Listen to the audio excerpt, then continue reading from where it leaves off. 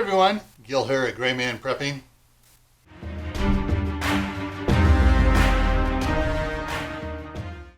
On this episode of Your Prep for Today, I want to talk to you about something that not everybody carries, but everybody's heard about it. Zippo Lighters. Now some of you are going, well, all I have is, got the big lighters. I got the big 20 pack or so. I got several of those, so I got plenty of big lighters and propane lighters and stuff. Good for you.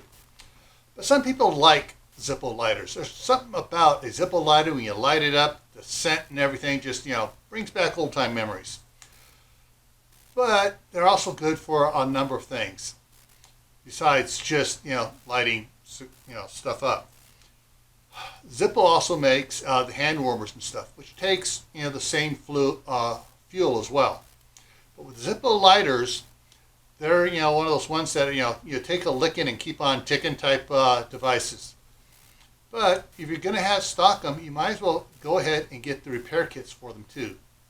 Repair kits? Well, it's not actually a repair kit. You get the extra flints and the springs for them to keep them going for years and years and years. Add a couple of those extra kits to your supplies. Also, a couple of Zippo lighters. Now, if you're just going to put the Zippo lighter and save it for later, don't fill it. Just put it away. Get a couple of the cans of the lighter fluid, keep it closed, and put those away too. All right? All right, good. So before I take off, I'm going to put a link to a video up here, a playlist down here, another video over here, and my link to Found the Compound up here. And keep on prepping. Why? This is why.